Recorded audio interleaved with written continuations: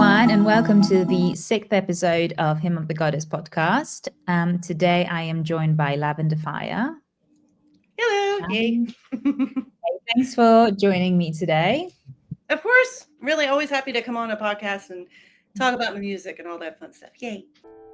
She's my ocean, the calm in my heart, rising on my shore, rising on my shore. We wander in the sea of all we could be. We wander in the blue. She's my ocean, through and through. So Lavender Fire is a singer-songwriter. Is there anything else? So I'm also a music producer. So yay, female music producers. Hey, we exist. Hey, man. So yeah, I produce my own stuff on this here laptop that we're recording on.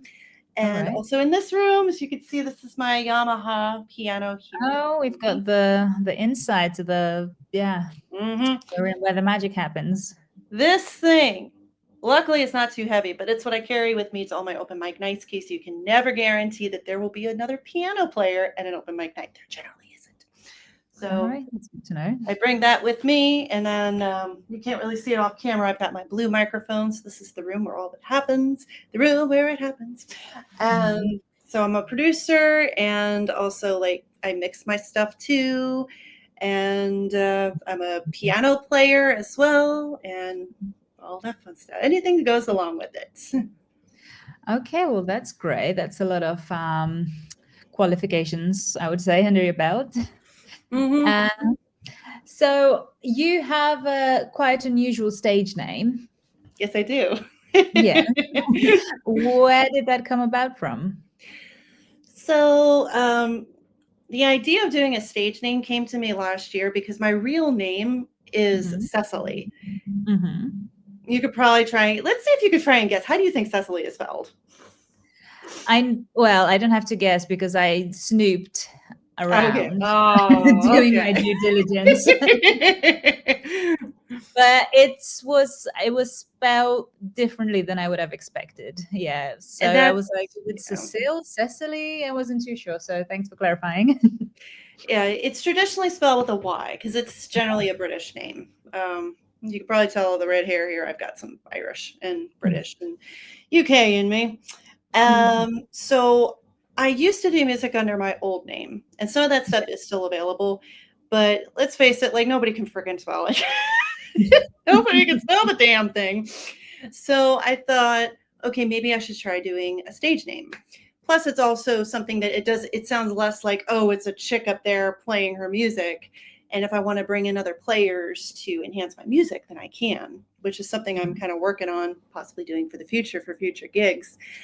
But I came up with Lavender Fire. It's with kind of, I wanted there to be meaning, because anytime you do a name, like you should have some sort of meaning and purpose behind it. And I chose Lavender Fire for a couple of different meanings. The first one is that lavender has been a common symbol, one of them, of the LGBT community. It used to be that if you said that a guy showed a streak of lavender, it meant that he was effeminate or that he was gay. There's also the callback to what's called the Lavender Menace, which was something that happened in the early 70s. So in like the late 60s, and this is something I did not know until I was much older because they don't teach this to you in American schools. But at the same time that the civil rights movement was going on, there was also the feminist movement. And so there were groups of lesbians who felt left out of the women's movement because they're like, well, but a lot of what your issues having to do with, being straight, ours are a little bit different. Our life is a little bit different. And so they called them the Lavender Menace. They called these feminists, lesbian feminists, they call them the Lavender Menace. So it kind of calls back to just like the history of this word being used in the LGBT community. And because I'm the L in LGBT, so I'm a lesbian. And also fire, because I felt like it symbolizes being proud, because I came out later in life and I had a lot of shame and how I felt. And so this is me saying, hey, I'm proud to be who who I am. And that's something I hope that other people will feel too, whether, no matter your sexuality, gay, straight, whatever, that just you be feeling proud to be who you really are. That's beautiful. And I would say, like you mentioned, the reddish in your hair, that kind of gives the fire too. That too, yep. It's certainly like in certain lights, like right now with the light coming through here, it's really kind of red. And other lights, it's like really red, and I love it. I'm like, yes. I'm very proud to be a ginger. I love being a ginger. And so that was something I also wanted to ask about. Like, was it a difficult decision to decide to change? Because I saw your profile with your old music.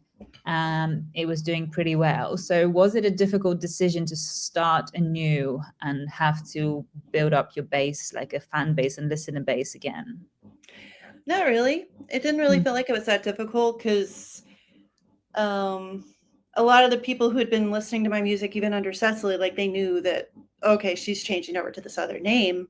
No, it wasn't difficult for me at all. And actually, it also helps me go like, okay, Lavender Fire is a little bit of a persona as opposed to just like straight me.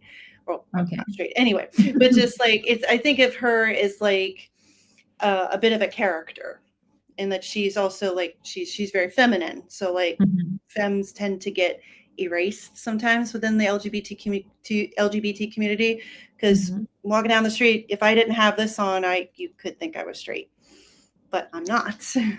Okay. And so that's like one of my things that I do when I am Lavender Fire. Like I wear dresses, and also I wear this also because those in the know will know this is the lesbian pride flag. Yes, I did. I see it now that you put it closer. That's a really nice. I love that necklace. It's really pretty. And it's got purple in there too, and you can't see it, but also I have the flag itself on my wall. That's also behind me in some of my videos. It's the lesbian pride flag. All right, and so the color purple, lavender, that's like a theme going on there. I see. Yep. Okay. Yeah. Because that was something else I thought like, okay, if I'm going to do like a new name, let's have like a particular look. Because before when I was doing stuff as Cecily, it was just like, okay, whatever I happen to throw on that day. But you kind of have to have like some sort of distinctive look to you. Yes. And, when I think of like a lot of my favorite artists that like, okay, if a drag queen were to dress, that's what I thought. I thought, okay, if a drag queen were to dress up as me, what would they look like? When I think of like, all the people that dress up as Stevie Nicks, or all the drag queens dressing as Marilyn Monroe or Dolly Parton, like you see them go, you're like, oh, yep, that's Dolly Parton. So that's what I try to go for. Okay, so let's say there's a drag contest and everyone has to dress as Lavender Fire. Who's the winner? What are they wearing? Well, they have to be wearing this. Okay. I always wear this because also it's, it's. Oh, for those who are only listening, okay. Yes, this is a moon necklace with a pendant that has the lesbian flag on it. Am I saying that correct? Yeah. Yep. And it's very pretty. And the colors are red, orange, yellow, white, pink, darker pink, and purple. Okay. All right. Is that what's on your necklace?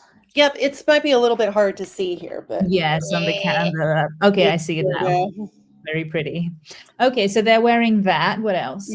They also be wearing that. They also have to have like their hair long. They have long red hair.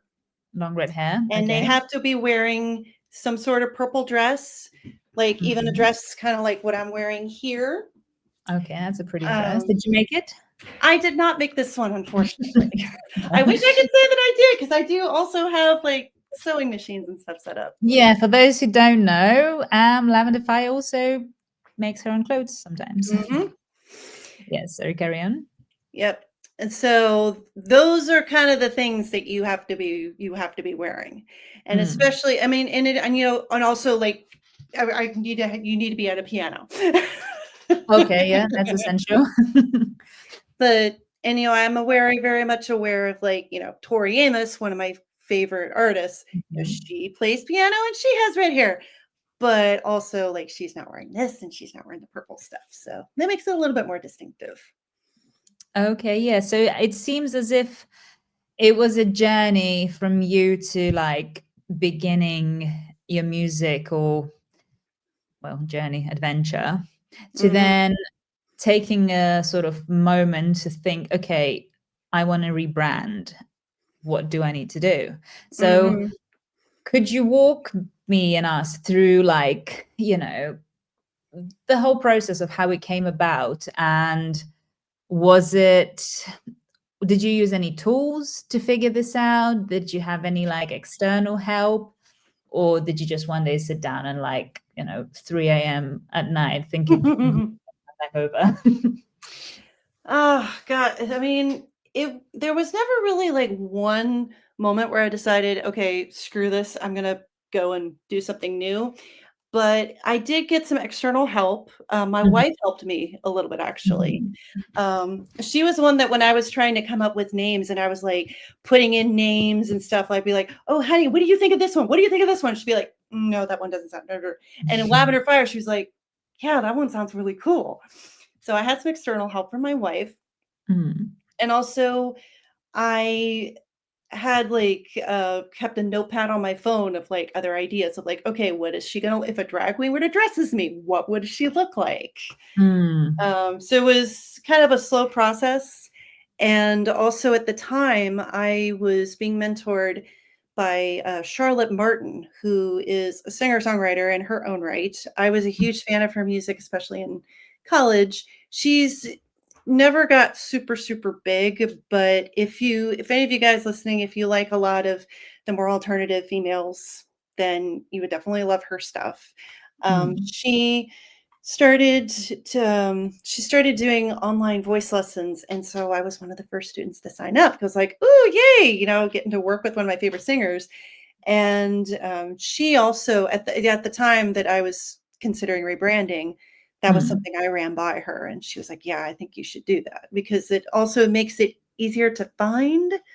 Because like my mm. old name, you can't really find it very easily, and I have a day job over the phone, and I cannot tell you how many variations I have heard of my name. And As I'm just someone like, who is called Doreen, I can relate. and I mean, even like they'll do it to my wife, and my wife has like the easiest name in the world, but it's just Mm. kind of how people hear you over the phone. Yeah, no, I mean, I can imagine Lavender Fire, there are not going to be that many. I mean, I don't know if there are other Cecilys spelled the same way, Not making music. many. Not No. many. Now there is a like a tropical artist, and Mhm. she spells her name without the extra e at the end. But Mm. other than that, no, there really aren't. It's a very rare name. I mean, it means that, if my name stood out in a room full of Britneys and Jennifers and Jessicas, so many names like that. And then suddenly you get Cecily, and I could tell when they get to their name and my name in the role, and they're just like, is it Cicely? Yep, I'm here, right here. Mm. Like, I I don't want to know hear exactly. it. I can see that there is still some traces of your older persona, well, your older music, because I did Mhm. do a scroll through your Instagram.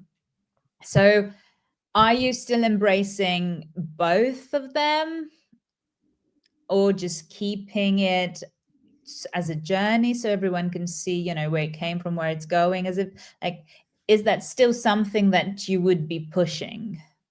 So I don't push anything under my old name anymore, but I do keep it up there so that people can see, oh, hey, it's not like I just woke up one day and went, oh, hey, here we go. Mm, Like, no, journey. It's always a journey to yeah. figuring out your sound, figuring it out, and just who you are as an artist, what separates you. Mhm. And I do still play Cecily songs. Mm, I have a gig next week, and I am retooling one of my older songs, Martyr. Um, so I have the album coming out in a yeah. couple of days, Oh, and yay. the first track on that album, it's called "The Arsonist," and Mhm. I wrote that about the same person I wrote "Martyr" about, and All right. so I mean, I I love how arsonist and lavender fire, like, it all ties in. mhm. I see what you did there. And now, like, as artists, as much as we try to focus on the art. I don't know about you, but me and many others, we get hung up on the numbers sometimes. Mm-hmm. So how did it feel knowing that all the numbers that you've amassed as Cecily are now gonna be gone and you have to start, you know, building it up again? Was it hard, or you were excited to just get on with it? I was excited to just get on with the dang thing because I thought, well, this was something something else I did that was in my journey. Now I'm doing Mm. this one thing and that I feel is a lot better. And so like to help me kind of separate the two.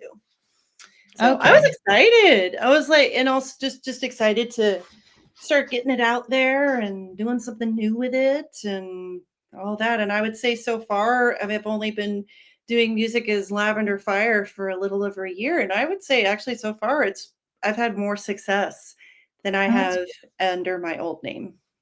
And how long have you been doing music in total?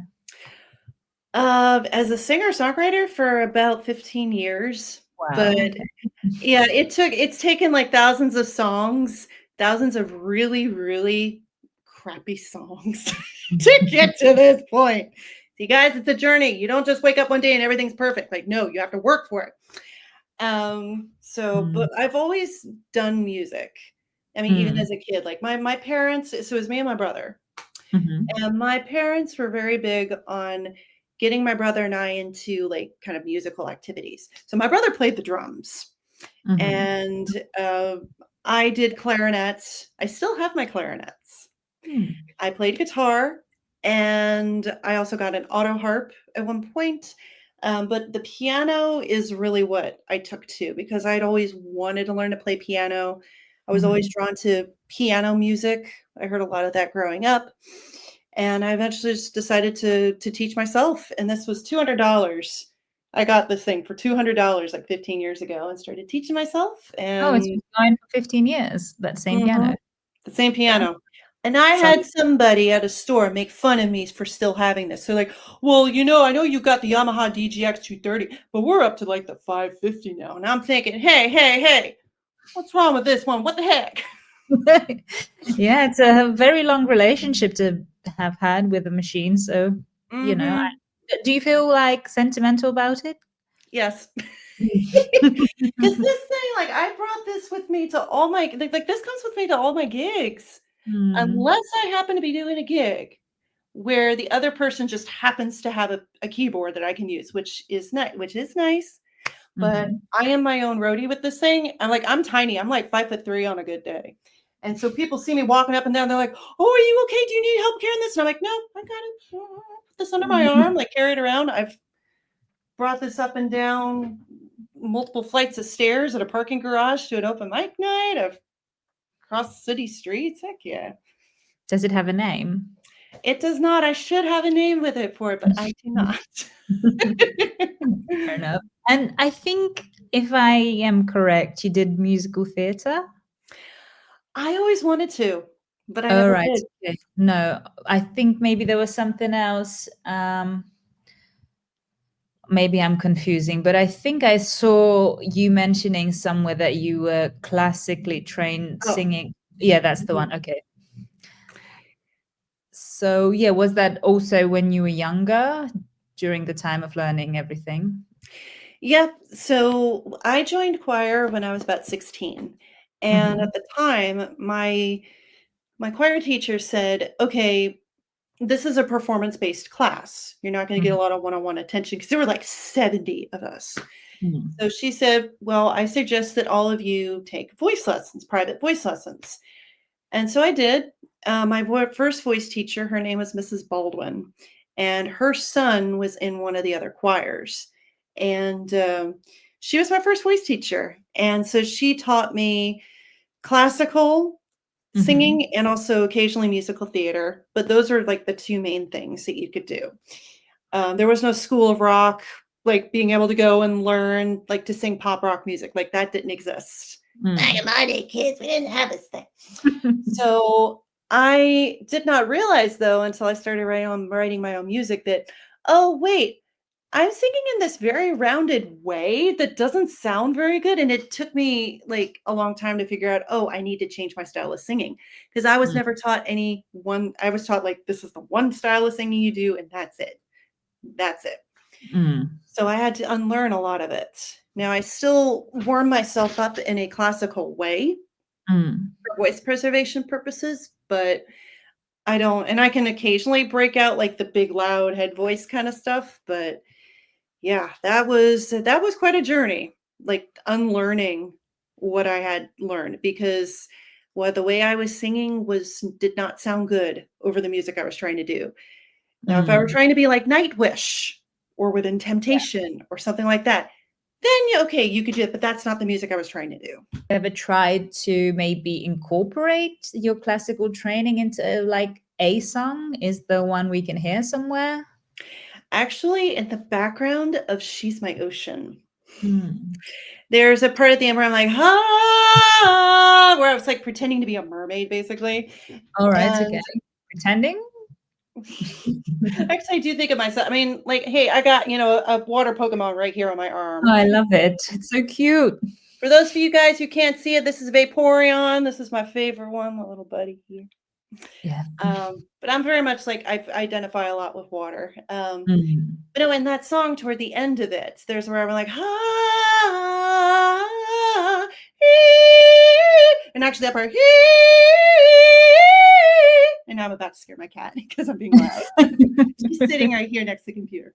But there's also a part in the very end, like as the piano riff comes back in, there's a Mhm. very high note. It's a high A. It's two tones below soprano high C. I Okay. incorporated that into it because I used to be able to do like that kind of stuff. Yeah, I mean, you just pulling all those notes right now without any effort. That was quite impressive. So, Oh, thank you. Yes, cool. so how did the process of unlearning go for you? It took a long time. Mm. It took a long time, and it also took the encouragement of other voice teachers that were willing to not put me in a box. So Yeah. you went to other vocal teachers to unlearn. Mhm. Because All I right. wanted to make sure that I was doing things still in a healthy, sustainable Mm, way, especially. okay.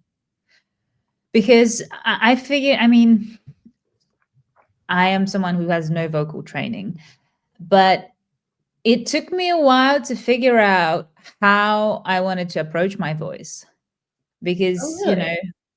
yes, I didn't really know how I wanted to sing because a lot of the times when, we're doing karaoke or singing someone else's song, you Mhm. tend to go into imitation mode, right? Mhm. So then when it came to writing my own music, I was like, shit, there's no one to imitate. Yeah, exactly. What do I do with it? So I am like in the process right now of trying to figure out what, my singing style is going to be. Because the way I've been doing it so far is, I wouldn't say it's inauthentic, but it's not like my full voice, right? But I don't think Mhm. anybody who sings very pop, that would be their actual like singing voice if they were to go and do like, something more classical. Mhm. 'Cause singing classically is a lot about, like, changing kinda how you the shape of your mouth to Mm, be more rounded, and mhm. because part of singing classical is that you want your sound to carry without Mm, a microphone. Because a yeah, lot of those techniques were done, like, in the time before microphones. Like, microphones have only been around for, like, about 100 years, believe it yeah, or not. So a lot of the times back in the day, if you had a soft voice, people couldn't hear you, and so that's also why, like, a lot of, like, early stuff, like, people are just, like sounds like they're yelling because that's what people had to do. Um, it's always a process to figure out, like, your unique voice mm, and going, "Okay, what can I do with my voice?" yeah. What can I do? What not? The voice might be needed used differently for different types of songs. Mhm. So it's fun. It's fun to experiment. But also, if you are like I am and you are as well, self-recording at home, it takes a lot of trial and error where to position yourself from the microphone, what gain settings to put on, etc., etc. But yeah, it's fun, voice is like an instrument that we get to play with. Um, so you mentioned that you have an album coming. Yes. By the time this episode comes out, the album would have been out, but that doesn't mean you shouldn't listen to it. So please go and check it out. What is the album name? It is From Shadows to Light. Oh, wow. And I'm having a look at a CD. I love that. So Lavender Fire, From Shadows to Light, on all platforms from the 22nd of September. And you can also buy physical copies. Yep. So I have a service that's called Kanaki. And in fact, like in the Hymn of the Goddess podcast chat, or the chat that we have with everybody, like if any of you guys like want to have physical copies, this is an on-demand service. And it's basically, it's my understanding, it's just a warehouse out in Nevada. So it's out west. And you upload your stuff. They give you the specifications for the CD and all that, and you can create it. I did it in Canva, and you just upload it, and there you go. So like on the inside here, there's even like my credits. Yes, it's got the credits written. And can I have a look at the actual CD? Because it's colorful. I love it. It is. So these are it's the lesbian flag, except I just toned the colors down. It's very pretty. Thank you. Yeah, it has your website, lavenderfiremusic.com, if anyone would like to go. So if someone wanted to order your CD, do they need to go on your website, on Bandcamp? Where could they find it? So by the time this comes out, it's going to be on my website. There's going to be a little button that you can press, and it goes right to ordering it. And it just they print it on demand, and they do ship internationally. I did see that the international shipping is a little pricey at this time, but you can ship internationally. For anyone interested, check out lavenderfiremusic.com. What's the album rollout plan for you? Will you have any shows coming to accompany it? Is there a music video? So right now I just have the one music video for She's My Ocean, which was filmed not too far from where I live here. Because I live in the Virginia Beach area. And so it's got beach in the name. We got water. Oh, we have water. We have the whole Atlantic Ocean right over there. I think that way. I think it is that way. We got water. It's water everywhere. So we filmed it. It was back in June. Had to be postponed like 3 times because I got sick. I had pneumonia, and I'm like, I am not going to get anybody. I don't want to get even though it's like just 3 or 4 of us, I'm like, I'm get you sick. You don't want your lungs filling with fluid. No, thank you. So we have just that one so far. But I am doing some shows.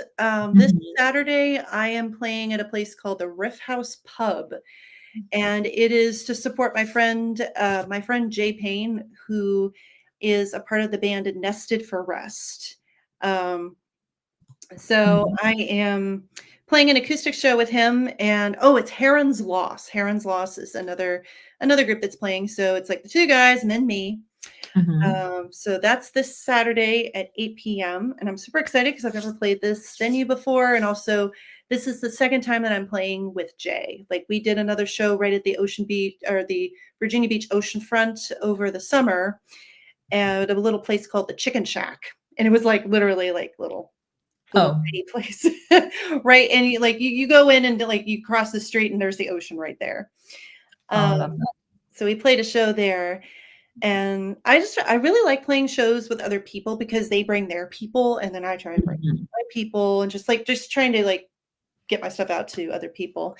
And then I've got an album release show planned for next month, and that's going to be a house show with one of my other friends who also has released an album.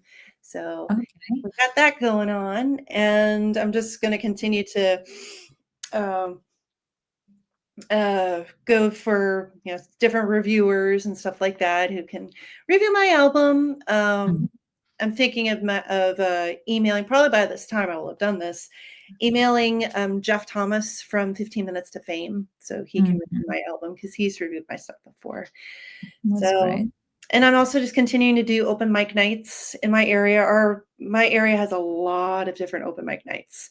And one of my friends, who is also like one of the producers on my video for She's My Ocean, Alex Best, he hosts a monthly open mic night at actually at a hotel bar around here in Chesapeake. So I like to go there and support my friend, and like we all know each other too, and it's a really good community. He's good at bringing lots of different people in, and especially other women. Because that's important for Yeah. me to go into an environment where I'm not like, oh God, I feel like I have to compete with all these guys, which is how I felt a lot in the past. Is it, I mean, where I am is a completely different scene, so I don't really Of know course. the reality. So is it very male dominated in your area? Yes. And the style tends to be lean a little bit more folk, sometimes country. Oh, Um, right. Okay. yeah, but that tends to be pretty big around here. I mean, where I live is pretty close to also the North Carolina border, Mhm. and so down there it's just like fields. It's very rural. Mm. So that's what a lot of the guys tend to be around here. But also there are other people doing like reggae. There's a lot of reggae groups in this area Okay. because it's the beach. Because Mm. it's Yeah, makes sense. Okay. makes sense. I mean, I Uh, am in Greece by the beach, and no one listens to reggae here, so. no. Although But I have heard Greek music and it is very, very pretty sounding. it is pretty sounding, but sometimes when it's the only thing you're ever hearing, it can get a bit boring. I imagine. So you mentioned that you're doing an album release show. hmm Did you say that you're doing that at home? it's going to be at somebody's house. It's somebody's house. Um, Okay. yeah, it's one of my other friends in the local scene. Mhm. She's big on doing these artist showcases, usually Mhm. at her house or one of her other friends' houses, where she invites a couple of different indie musicians together, and we all get to play like a 20-30 minute set. People like pay $5, and Mhm. you get to see all these couple different people. I've been to a lot of those that she's done, and it's helped me also network with other people Mhm. in my area. Because one of the other things that I like to do, that I started doing last year, it's called Songbird Sessions, and it is a showcase where all of the artists that are performing Mhm. are women. Alright, okay. Is that in your local area? Mhm. Really nice, okay. Yeah, because I can see that you are quite often performing and doing a lot of live shows. So, Mhm. what advice would you give to those that want to do it, but they don't really know how to get around to it? Well, I would say if you have something like an open mic in your area where you could just kind of show up and you put your name on a list and you get to play a couple of songs, just go for it. And also, even if what you're afraid of is screwing up in front of people, nobody's going to notice. I have screwed up on like playing. I've hit all sorts of wrong keys on that thing, and I'm thinking to myself, "Oh shit! I was supposed to play that E flat minor." Nobody even noticed unless you make a big deal of it. Mhm. Basically just kind of try to get out there and just try. And Mhm. also, if you're ever feeling nervous about stuff, that just shows that you care. Like I still get nervous before shows, and it's Mm. just because I want to do well, especially if it's in front of people that I haven't performed before. But I just do the best I can in the moment, and yeah, I just go for it. And how do you prep yourself? Usually by drinking a lot of water. Okay. Get my water bottle here Good tip. Yes. with Vaporeon on there, of course. Um, So I drink a lot of water. I also, even during the day, like where for my job, I tend to talk a lot up here because if you talk up here, it saves your voice. Also, it sounds friendlier. I also do just some very quick physical warm ups. One of the things I learned from Charlotte Martin is like doing like stretches and things. And so Mm, sometimes I'll just go into the bathroom at whatever mhm, little dive bar they have the open mic at, and I'm like doing like I'm doing some breath stuff. I'm doing like this sort of stuff here with my mm. arms, or like Stretching doing your arms. lunges. I'm also doing lunges, like just warming up my whole body because like singing is more than just, oh, I'm gonna open my mouth and no, you have to do other things. You have to do things Yeah, to support it. You know, you I've gotta do actually well for your whole body. I've noticed when I'm after a cardio session, I can sing so much freer and better Mhm. than if I just, try attempting it on a cold body. So yeah, that's really good advice. And it's interesting because, this is a question I often ask the guests on the podcast here because I think there's a little, it's very valuable advice to share. And no one has mentioned actual physical activity. Mhm. But you seem like a very active, energetic person overall. Mhm. Yeah. Yeah. I bike, like, every day I bike in my Mhm, city, even though it's kinda dangerous because drivers, ugh, mhm. um, not seeing you, even though I have a headlight and I have a little flashing thing behind me. How can you not see me? Okay, just gonna stop me, let you go. So, I do a lot of that, which also helps, like what you were mentioning with the cardio. Oh, heck yeah. I biked 16 miles with my wife, and I was like, even sometimes while I'm biking, I'm like, "I'm singing a little bit," and it really, really helps.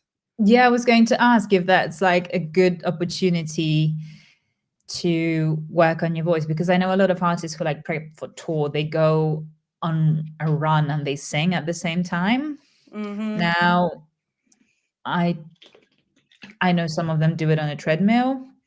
I imagine a bike could also be a good space. And, as you're driving past people on the bicycle, it might feel a bit less intimidating because you're faster than if you were like walking or running past someone. Mhm. What would you say is the hardest part for you about your music making? What do you least enjoy? Sometimes it's like sending out the emails and hoping that somebody will respond to you, like whether you're trying to get a gig or trying to get a Mm, review. Um, I used to cry when I couldn't get gigs and stuff like that. Now I'm a lot better about that, and that's why I've been doing a lot of stuff around here with mm. other people that I know, like networking with other musicians who like my stuff and I like their stuff, and we each bring our crowds together. But sometimes it's the admin part that I don't like, Yeah. but I mean, it is what it is. It's part of being an indie artist and everything's all on you. I don't have anybody else really helping me. So, it's like I just do my little checklist of, okay, these are the musical things I need to do, and then just kind of check it all off. So if you had the budget magically appearing for one person to add to your team, would it be like someone to handle your admin? It would be like somebody to handle getting gigs. That would be the one Okay, so thing, like a booker. like a booker. That would really help. And what is your favorite part about making music? Mm. As in the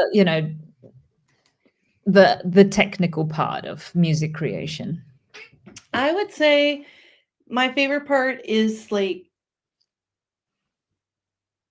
the actual songwriting part. Mm, And like trying to like figure out like how I want the structure of this song to go, what I want it to be about. mm, Um because but then sometimes inspiration will just like come to me. The riff of Lavender Fire, the song, da da da da da da da da da da da, that came to me while I was waiting for a voice student, and I just started riffing around in E flat minor which has all the black keys, and I love it. So I started riffing around in this, and I actually brought my iPad, and I was recording myself doing this because I was like, oh, I think I've got gold. I think I found it. And my student, you can hear on the recording, my student coming in, and I was like, hey, I'll be with you in just 1 second. I just got to quickly record this thing. And so you can hear me working it out. So that's the part that I really like, because it just sometimes it just comes out of nowhere. It's just like, hey, universe has gone, hey, you. Yeah. You're going to do this thing. Hey, yo, you listening? Hey. It literally is like where you just said, the universe is like, okay, I've got something for you. I don't know if you've ever heard this. I don't know if it's true, but apparently Michael Jackson, if he had an idea, and even if it was in the middle of the night, he would go and record it because he was afraid that if he didn't take it, the universe will send it to Prince. Oh, I have never heard that, but I can hear that. So, but yeah, sometimes like it just comes out of nowhere, and other times I don't know if you experienced this, but verse 1, no problem. The chorus, okay, and then it comes time for verse 2, and it's like, oh my god, all the freaking time, man. Heck yeah. So I think that's a universal one for us. But I'm working on my album right now, and there's a song in there called Cleopatra. So I had the first verse and the chorus for it. And then I was like, damn, I don't know what else to say. So what did I do? I started playing a bedtime stories about Cleopatra on YouTube. You know how you have these like historical, I don't know, bedtime stories, whatever. That helped, getting deeper into the subject that you want to talk about. But what do you do when you're stuck? Sometimes I just put the song away for a few days and I come back. Yeah. I'm like, okay, maybe this just needs to marinate a little bit. 100%. Or sometimes I'll go, okay, so I've said this in verse 1 in the chorus. Now, verse 2, I want to kind of elaborate on that idea. Sometimes that helps me. Like, oh, okay, so this is what I want to have in this, and then it like helps me and come up with what the next verse is. I think that's a universal thing. Even one of my other friends around here, Jennifer Gamble, oh yeah, she says all the time, like the second and third verse is like the hardest thing. Because you're like, what else do I say? I don't know, man. So. But then sometimes, I don't know if that happened to you, like I would sit and like write a whole song in one go. I've done that. If there's a topic that I really have a lot to say, sometimes I have to edit things out. Like Misunderstanding. Okay, it's an amalgamation of many other songs. Well, maybe not many, but another song that I wrote with something new. But there was a point where I was like, okay, I have too much, which rarely happens. And also, how did you go about selecting what goes on the album? So at first it started as just picking the best ones. And then I started realizing that there was kind of like a story thread, even though I wasn't intending it to be. So like the album starts with The Arsonist, which is about when I realized I cannot pretend that I'm straight anymore. And I need to start over, burn it all down. Now, I did not actually set anything on fire. This is all a metaphor, of course. But it is about that. It starts in that moment where I'm like, okay, I can't pretend anymore. I got to just go and be who I really am. And then it leads into the second song, The Hardest Part, which I was told by my wife sounds very Elton John, which I will take because, hey, another piano player. I grew up on his music and I love it. Yeah. And that is about like looking back at the aftermath of like coming out. Like it was not an easy thing for me to come out because I was already married. So I divorced. And so there was this, people would say, oh, you're getting divorced. Oh, what happened? Did he cheat on you? And I'm like, no, it's because I'm gay. The hardest part, is it's looking back and going, oh shit, I could have actually done this a little differently. I hurt a lot of people. Oh, wow. Okay. Let me just sorry, I'm sorry, I'm gonna fix this, I'm gonna fix this. And then the next couple songs are all kind of like, kind of figuring out like who you are. And let's see, like I'm looking at the CD here. So Patchwork Butterfly, Place to Land is just like, okay, I'm trying to like find who I really am and find where I'm supposed to be. And then the song and leading into that, Rainbow at Your Door, was based on my experience of moving out to the middle of nowhere and finding other LGBT friends. They literally had a rainbow flag outside their door. And in a place like this was also like during COVID. And so finding other friends who were LGBT like me and like who made me feel comfortable, helped me realize who I really was, really helped. And then that kind of leads into a song where I'm like, okay, just because you didn't know who you really were, it's okay. Don't beat yourself up. That's basically the title track, From Shadows to Light. And then so that's like the first half. That's kind of the shadows part. And then it leads into the last couple songs, which are like Lavender Fire, She's My Ocean, where I'm like, hey, I'm gay and I'm proud of it and yay. And and then She's My Ocean is I found my person. And the next couple songs are kind of love songs in a way. One of them is called Streets and Bridges, and it's literally about like biking with my wife. And just sweet. like spending time with someone you love and like you're exploring together. The 10th song is in Roommates, which is a kind of a complex song because there's a joke that like, oh, these two people of the same sex, they spent their whole lives together. They never married anyone of the opposite sex. Yeah, they're roommates. They're just roommates. Yeah. And just like is especially for queer women that like people dismiss queer female relationships. Like, oh, they're probably just really good friends, because women are kind of taught to be a little bit more affectionate with their friends than men are. Also, like the nature of like just relationships, I think also between people of the same sex, like a long time ago, you might not have been considered gay. It's like, okay, well, maybe the act is gay, but I'm really not. I'm actually married to a guy and I'm a woman. But, kind of over time, those kind of things have changed. And so, it is true. Like in the past, like what we think of as like gay and lesbian and trans and bi is different than how they might have seen it even like hundreds of years ago. Even though, I'm going to be honest, we've always been here.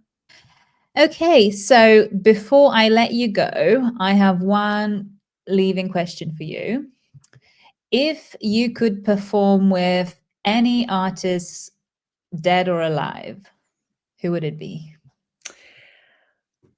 The for obvious answer would be Kate Bush. That would be absolutely awesome. But I would actually probably say like Tori Amos, to be honest. Because she is one of my inspirations. She like I was kind of mentioning earlier with Kate, I go to her for like storytelling and everything, and her is like digging more into yourself. She's one that like I take from her that like vulnerability is a strength. And so she's really inspired me to dig more into myself and to realize that maybe what you find there is going to be really dark and scary, but it's worth digging into. So I would say Tori, especially like if I got to like sing some of her backing vocals or something like that, because she has a lot of them in her songs. Or make a song together. That would be very cooler too. Her more likely than Kate Bush, because Kate Bush doesn't co-write with people. So, well, either if Tori or Kate are listening, please reach out. And probably the second one would be, strangely enough, would be Nicola Roberts, who used to be in Girls Aloud. Fellow redhead. Oh, right. Okay. That came as a surprise. I don't seem like the type that would be into like the super pop music like that, but they got me through COVID. Girls Aloud. Okay, yeah, I mean, like, it's also not a name you hear that much No. today anymore. Like, I did, listen to Girls Aloud for sure when I was younger, but I haven't heard them mentioned. So, yeah, Nicola Roberts, right? She's my Yeah. favorite member, fellow Ginger, and I feel like she would be one to like that. I would have a lot of fun just like singing with her. Like she's got a similar kind of up in the mask kind of voice that I do, and so I think it would be a lot of fun. Well, I hope all of these happen and come That true, would be and cool. we'll be watching you from stage with both of them, or all three of them. So yeah, thank you so much for joining me today and for your time. For everyone listening, if you would like to see what Lavender Fire is up to, you can find her on Instagram, on her website that I mentioned, lavenderfiremusic.com. Are you on TikTok? Yes, I am. On TikTok, obviously Spotify, YouTube, Apple Music, Deezer, and all the other platforms. Yeah, thanks so much for being here with me today. It was a pleasure and fun to have you, and hope to have you back soon. Indeed. Thank you so much for having me. I always like talking about music. Yay. Yay. That smoke has stained my soul. I walked with burns on my hands from the moment 6 years ago.